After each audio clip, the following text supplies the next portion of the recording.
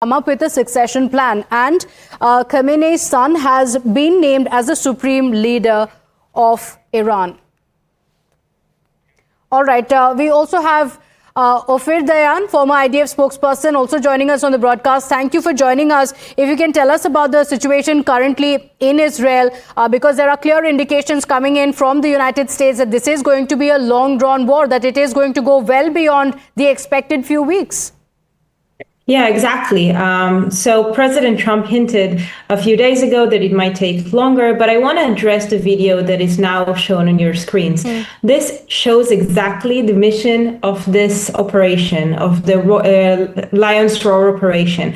It shows that the IDF is trying to protect Israeli civilians. They're destroying missile launch pads, trying to protect Israeli civilians. I hear many people say, you know, we're trying to replace the Iranian regime. No, that's not what Israel and the United States are trying to do. What Israel and the United States are doing is guaranteeing the safety of Israelis, Americans, citizens of the Gulf countries. We are dismantling the threats, direct threats posed to Israel, to American bases, even to bases in Cyprus, of Western allies in Europe. This is what we're doing. We're tackling the ballistic missile threat and the nuclear program that Iran keeps on developing, despite the world clearly saying to Iran, we do not accept your nuclear enrichment facilities that are solely aimed to destroy Israel. They're saying it bluntly, that their goal is to destroy the state of Israel. And this is what Israel is doing. And Prime Minister Netanyahu said it very clearly,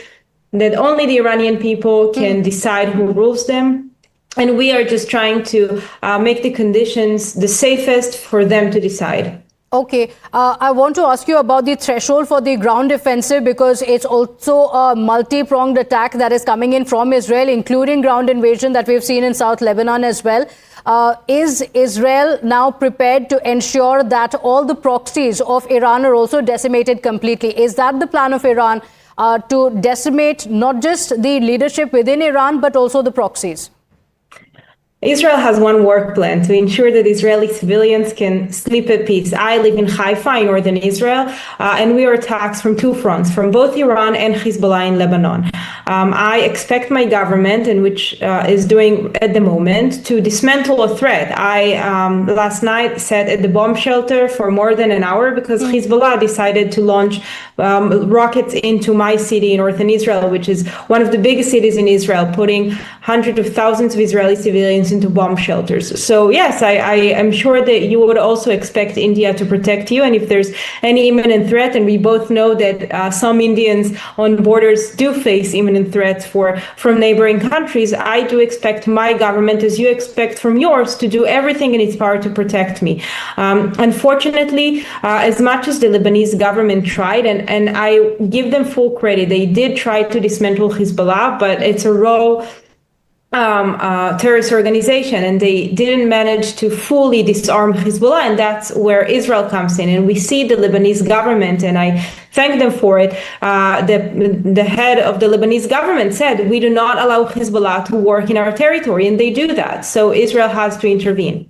Okay, you mentioned that you worked in the IDF previously. If you can tell us a little bit also about the operations that have been carried out by Israel, because it has been tremendous success on the very first day, the supreme leader of Iran being taken out. And it was on the very first day, but we've seen similar success also with Hezbollah that has been seen by the IDF forces.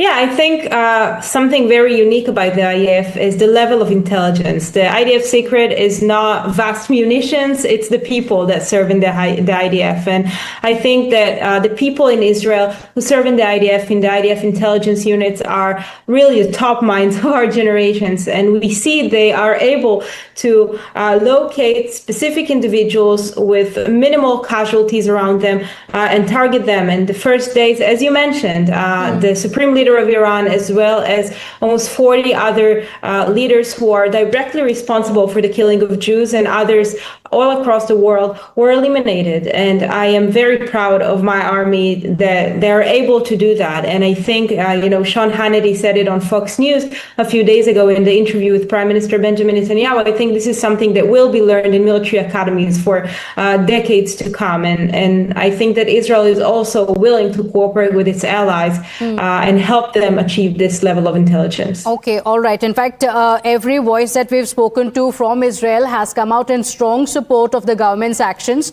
Thank you for joining us on the broadcast and getting us details of an Israeli perspective on the ongoing war.